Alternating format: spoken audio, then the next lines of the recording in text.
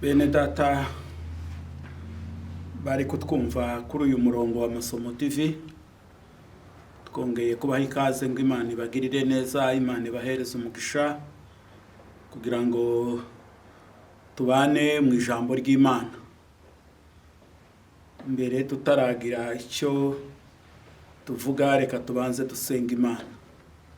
Mana data wa twese uri mu ijuru, turagushima kuko wongeye kandi kutubonera umwanya n'uburyo bwo kugaruka kuri uyu murongo wa Masomo TV. Turagusaba imbaraga n'ubushobozi kugira ngo ijambo tugiye kuvuga rigire icyo rimarira ubuzima bw'abaryumva natwe abarivuga. Komeze kutugirira neza muri kino gihe n'ikindi kizaza, ni mu izina rya Yesu, amen. Reka dusome ijambo ry'Imana dusanga mu Byakozwe n'Intumwa, igice cya mbere umurongo w'9. Haravuga ngo amaze kuvuga atyo arazamurwa, bakimureba igicu kiramubakingiriza, bakiraramye batumbira mu ijuru akigenda. Abagabo babiri barababonekera bahagaze iruhande rwabo bambaye imyenda yera, barababaza bati, yemwe bagabo b'i Galilaya, niki gitumye muhagaze mureba mu ijuru? Yesu ubakuwemo akazamurwa mu ijuru azaza atyo kuko mumubonye ajya mu ijuru. Amen. Mu rwandiko rw'Abitesalonike ba mbere ibice 4 umurongo w'13. Urwandiko rw'Abitesalonike rwa mbere ibice 4 ku murongo w'13 haratubwira ngo, ariko bene data, tidushaka ko mutamenya iby'abasinziriye, mutababara nk'abadafite ibyiringiro, ubwo twamenye yuko Yesu yapfuye akazuka, aba ariko twizera yuko Imana izazanana na Yesu abasinziriye muri we. Iki nicyo tubabwira tukibwirijwe n'ijambo ry'umwami wacu, yuko twebwe abazaba kiriho basigaye duhere ko basigaye kugeza ku kuza k'umwami tutazabanziriza na hato abasinziriye, kuko umwami ubwe azaza amanutse ava mu ijuru arangurura ijwi rirenga n'ijwi rya marayika ukomeye n'impanda y'Imana, nuko abapfiriye muri Kristo nibo bazabanza kuzuka, maze natwe abazaba kiriho basigaye duhere ko tujyananwe nabo tuzamuwe mu bicu gusanganira umwami mu kirere. Nuko rero tuzabana n'umwami iteka ryose, nuko mumaranisha imibabaro kubwirana aya magambo. Amen. Aya magambo tumaze gusoma niyo twakeneye ko tuganira kugira ngo agire icyo amarira ubuzima bwawe cyangwa se agufasha. Kandi tugaruka kuri ya magambo twaganiriye ubushize hejuru y'ibihe bigize Bibiliya. Twaganiriye ko Bibiliya igizwe n'ibihe bigera ku 9. Igihe cya mbere ni igihe kizira icyaha, igihe cya kabiri ni igihe cy'icyaha ariko abantu bayoborwa n'ibitekerezo, igihe cya gatatu ni igihe cy'ubutegetsi bw'abantu, igihe cya kane ni igihe cy'amasezerano Imana ihamagara Aburahamu, igihe cya gatanu ni igihe cy'amategeko Mose ayahabwa kuri Sinayi, igihe cya gatandatu ni iki gihe turimo ari cyo gihe cy'ubuntu. Muri iki gihe cy'ubuntu twavuze ko igihe gikwiriye gishyitse Imana yohereza umwana wayo wabyawe n'umugore, uwe ni Yesu, wavutse atwarwa n'amategeko ngo acungure abatwarwaga nayo biduheshe guhinduka abana b'Imana. Ni iki gihe cy'ubuntu. Mwami Yesu yaravutse, twaberetse ishusho yaho yavukiye kugeza ubwo yapfuye agahambwa akazuka, hanyuma rero arazamurwa ajyanwa mu ijuru. Umunsi yazamurwaga agiye mu ijuru kuko dusomye mu Byakozwe n'Intumwa kiriya gice cya mbere umurongo w'9, yarazamuwe ajyanwa mu ijuru, abigishwa ngo bakomeza kwitegereza, ibicu birabakingiriza ntibongera kumubona. Mu kanya gatoya babona abamarayika, abagabo babiri ngo bambaye imyenda irabagirana, abona abamarayika barababwira ngo yemwe bagabo b'i Galilaya, niki gitumye muhagaze mureba mu ijuru? Barababwira ngo uriya mubonye ubakuwemwo, kuriya mubonye agiye, niko kandi azagaruka. Rero muri kino gihe turi mu gihe cy'ubuntu, ariko kandi dutegereje kugaruka kwa Kristo. Dutegereje kugaruka kwa Kristo. Kugaruka kwa Kristo nako gufitemwo uburyo bugera kuri bubiri. Hari ukugaruka kwa Kristo aje kujyana itorero, azarijyana mu ibanga, kuko n'ubundi itorero ryari ibanga. Abahanuzi bo mu Isezerano rya kera bose ntacyo bazaga babona ku itorero, ariko kandi itorero ni ibanga, na Kristo nawe azarijyana mu ibanga. Uyu munsi wa none rero icyo dutegereje ni ukugaruka kwa Kristo. Twavuze ko Yesu yamaze kuzamurwa, azamuwe ajyanwe mu ijuru.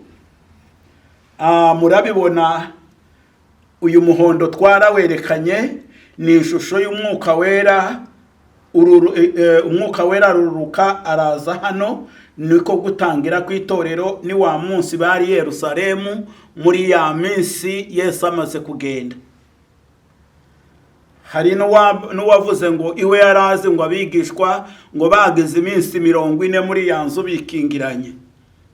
Muri ya nzu yo kwikingiranamwo bayigezemo iminsi 9, ku munsi wa 10 umwuka wera arururuka, naho yindi minsi 40 yakomeje kuba Yesu abihishurira. Arazamurwa ajyanwa mu ijuru, bagira iminsi 9 mu nzu bikingiranye. Ku munsi w'10 umwuka wera aruruka, ibibaye iminsi 50 inyuma yo gupfa kwa Yesu. Itorero riratangira, niryo ryiringiri twararyerekanye ngo rimare gutangira, rije kugera hano rihura n'inyigisho zitari zo. Murabonamo uturongo tutagaragara, tutari umuhondo kandi tutari umutuku. Twavuze ngo aba ni abakristo banyamujirya nino, abakristo badakonje kandi badashyushye, abakristo bafite imbu zombi. Itorero rero rirakomeza riragenda, nirizaza kugera hano niho dusomye ngo kuko umwami ubwe azaza ahagaze mu bicu, aranguruye ijwi rirenga, n'ijwi rya marayika ukomeye, n'impanda y'Imana. Abapfiriye muri Kristo nibo bazabanza kuzuka, abariho nabo bahindurwe. Ijwi rya Yesu ni iryo guhamagara abakristo, kuko dusoma mu ijambo ry'Imana akatubwira ngo abapfa bumva nibo bazumva iryo jwi. Kandi na Yesu yaravuze ngo intama zanje zumva ijwi ryanje, niyo nzihamagaye ziranumva. Ni ukuvuga ngo abapfa bizeye, ntituzadusengera uwapfuye ngo yizere. Tuzadusenga kugira ngo Imana itange imbaraga ku basigaye, naho uwapfuye yizeye aba yagiye. Kristo naza rero azahagarara hano mu bicu, ahamagara itorero, abapfuye bazuke, ahani mu butaka bazamurwe, nibaza kugera hano bahure n'abakiri hano mu mubiri, bahindurwe bazamurwe, bamusanganire mu bicu, naha tuzahurira. Nyuma yabwo tujyanwe muri iki cyumba, tuzakigiramwo imyaka 3 n'igice. Niho imirimo yacu izagererwa. Muze gusoma mu rwandiko rw'Abikorinto ba mbere, ibice 3 umurongo w'11 kugeza ku wa 15, no mu rwandiko rw'Abikorinto ba kabiri ibice 5 umurongo w'10, no mu rwandiko rw'Abaroma ibice 14 n'umurongo w'10. Aho ngaho rero niho imirimo yacu izagererwa, imirimo y'abera izagererwa hano. Hanyuma rero niturangiza itorero ryagiye, ba bandi banyamuja hirya nino barya batari abakirisitu kandi atari abapagani, ngaba bazasigara. Niwe wuyu murongo ushatse gusa n'umutuku kandi utari umutuku. Abangaba ni abakirisitu b'amagambo, ni abakirisitu bavuga ibyo badakora, nibo bitwa banyamuja hirya nino, bazasigara. Niho bivuga ngo bazaba ari babiri, umwe agenda undi asigare, bazaba bahinze umwe agenda undi asigare. Icyatumye Yesu avuga gutyo nuko yari azi ku ruhande rumwe buza bucya, ahandi bukaba burisha. Abangaba rero bazasigara.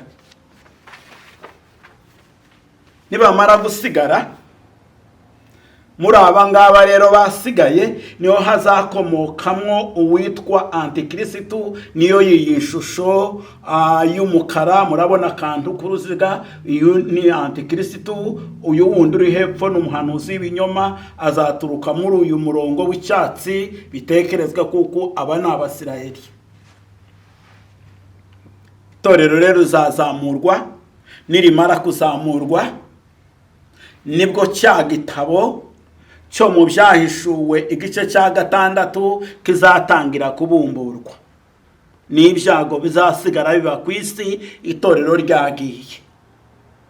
Ikimenyetso cya mbere kizabumburwa, icya kabiri, icya gatatu, icya kane, icya gatanu, icya gatandatu hasohokemwo impanda 7 z'imperuka. Impanda ya mbere ivuga iya kabiri, iya gatatu, iya kane, iya gatanu, iya gatandatu nzagura ku ya 7 hasohokemwo inzabya 7 z'ibyago bizaba ku isi. Ibyo ni bizasigara biba ku isi, itorero ryaragiye. Imyaka 3 n'igice nishira turi ko tugerwa imirimo, tuzongere kandi tujyanwe muri iki cyumba tugiremo iyindi myaka 3 n'igice turi ko tugaburirwa. Ijambo ry'Imana riravuga ngo umwami azakenyera, atwicaze, aduhereze. Ibyo azaduhereza ntuze kubimbaza. Kirisitu Bibiri iratubwira ngo n'iby'amaso atarumva, n'iby'amatwi yacu atarumva, n'iby'amaso yacu atarareba. Ayo magambo murayasoma mu gitabo cy'Ibyahishuwe, muzasoma mu gitabo cy'Ibyahishuriwe Yohana ibice 19 umurongo wa 7 kugeza ku murongo w'10. Ubwo ni ubukwe bwa Kristo n'itorero.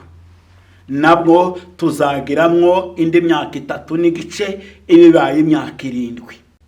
Niyo myaka kandi iyo muri iyo myaka 7 niho abazabasigaye hano ku isi batagiye mu itorero bazahura n'ingorane. Nicyo gihe umuhanuzi w'ibinyoma na antikristo bazaza. Iyo dusoma hariya mu gitabo mu rwandiko rwa Bitesalonike ba 2 igice cya 2 n'ubundi haravuga ngo amayoberane y'ubugome arazakomeza beho, ngo ariko uwo mugome nyirayo ntazahishurwa, ngo keretse umubuza namara gukurwaho. Bitekerezwe ko itorero rya Kristo niryo ribujije uwo mugome kwicara ku ntebe, ariko amayoberane yiwe, ubugome bwiwe, inyigisho ziwe n'uyu munsi wa none zirahari. Ariko kugira ngo yicaye ku ntebe ntazayicaraho kese itorero ryazamutse. Naha niho tuzaba turi imyaka 3 n'igice nishira. Kristo kandi yongera amanuke. Murabona wa mutuku amanukire kuri wa musozi wa Elayono, wa musozi yazamukiyeho. Biravuga ngo namanuka kuri uwo musozi. Mu gitabo cya Zekariya ibice 14 umurongo wa 4 biravuga ngo uwo musozi uzacikamwo 2. Kugira ngo Yesu ahagarare kuri uwo musozi, niki kizatuma uyu musozi ucikamwo 2? Impamvu yabyo, Yesu azabazanye icyubahiro cy'ubumana. Mu gihe yaje hano mwisaje kuvuka, yaje yambaye amahoro, ariko icyubahiro cy'Imana yaragisize. Iyaza kuzana icyubahiro cy'ubumana cyose ntabwo yari guca mu nda ya Mariya, ariko kuko icyubahiro cy'ubumana yagisize nicyo cyatumye avuka mu nda ya Mariya. Muri uwo munsi noneho azaba yakigarukanye.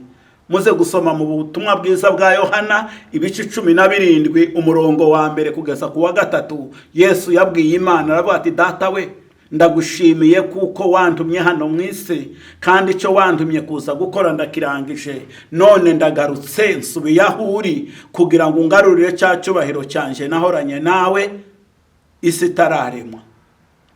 Rero Yesu asubiye mu ijuru yambaye icyubahiro cy'ubumana. Uwo munsi noneho azaba akimanukanye, namara kugera kuri uyu musozi ucikemwo kabiri.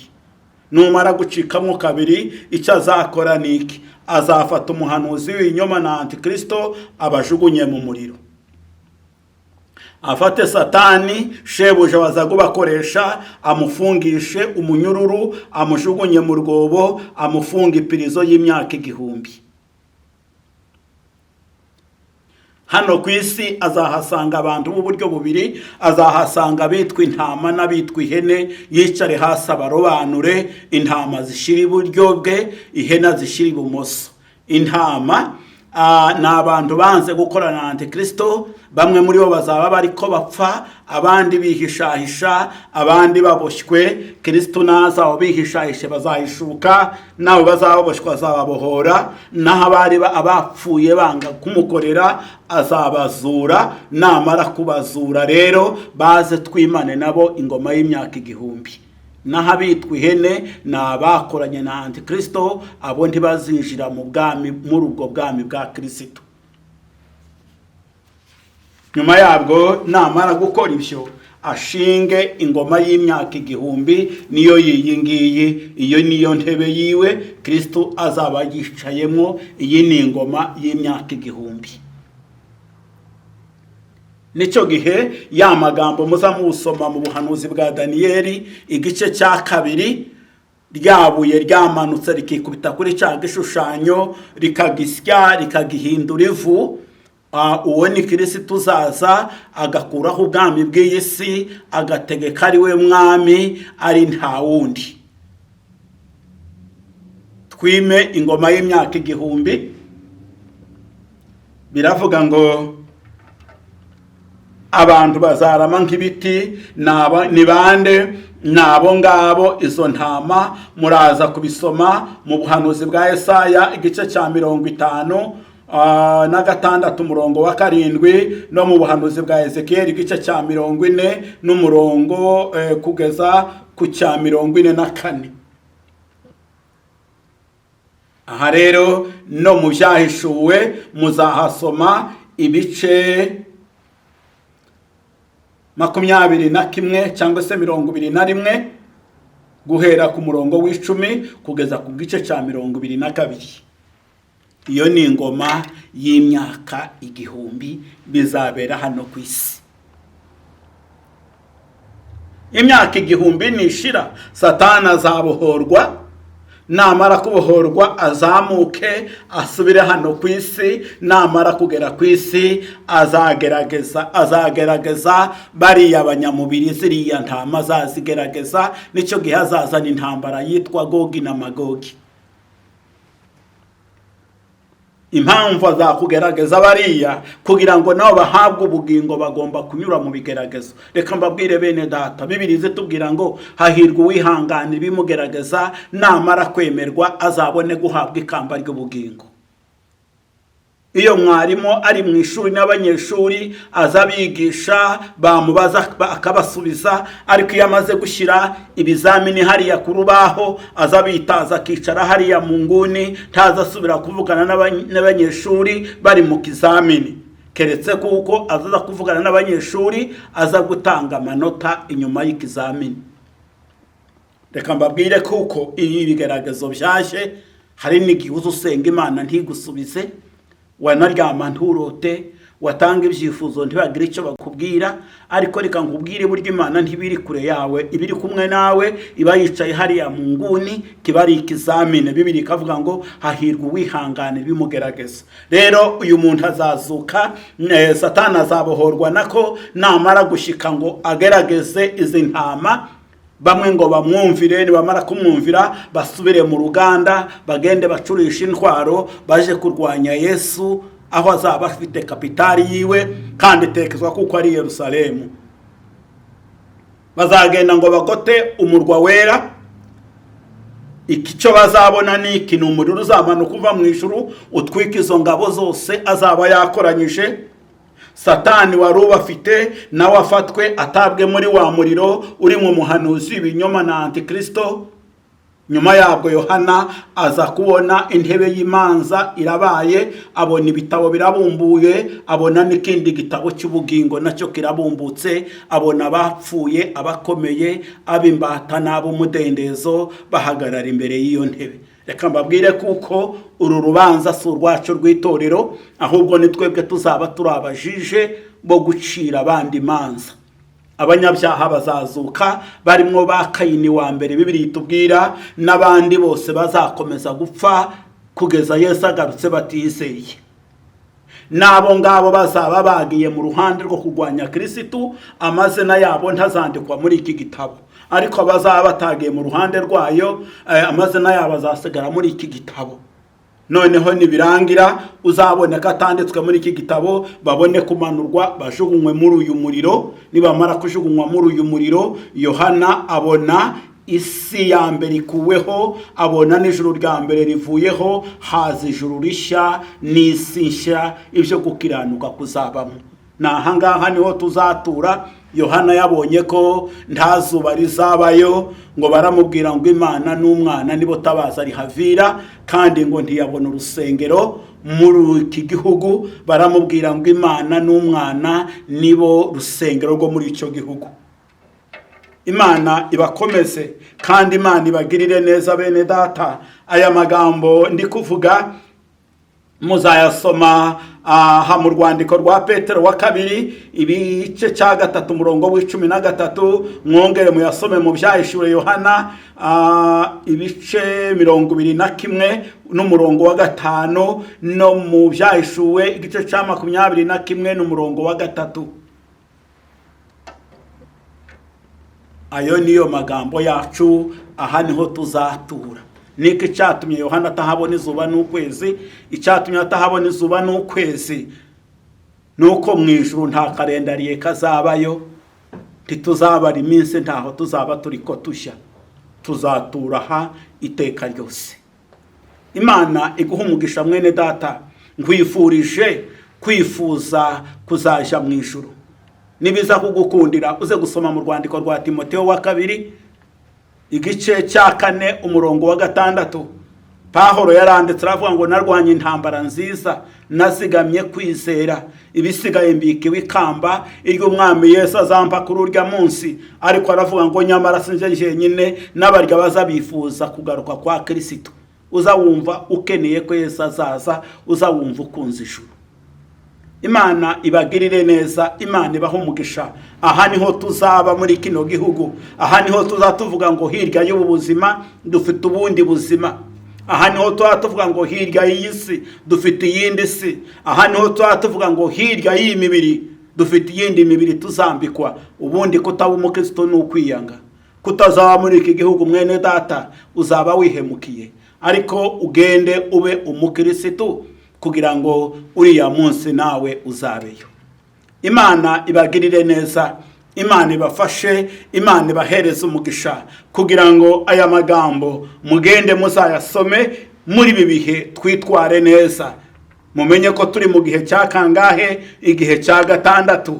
Dutegereje igihe cya 7, ni igihe itorero rizazamurwa, ariko hano ku isi hakaba umubabaro utigeze kubaho uhereye igihe abantu babereyeho. Igihe cya 8 ni ingoma ya Kristo y'imyaka 1000 hano ku isi. Igihe cy'9 ni igihe cy'imperuka, tukajyanwa muri iki gihugu. Ngaho Yesu abagirire neza, abaho umugisha. Ni inshuti yanyu muri Kristo Yesu, Pastori Masomo Gaburiyeli, kuri uyu murongo wa Masomo TV. Rero turi kumwe namwe, kandi aya magambo nakugeraho nawe uzayahereza abandi. Ngaho Yesu abagirire neza, abaho umugisha. Amen.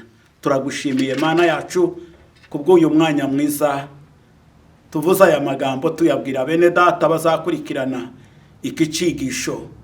Ureke ubuzima bwabo bw'imitima n'ubw'imibiri bubohoke, kandi tuzabane muri kiriya gihugu mu izina rya Yesu.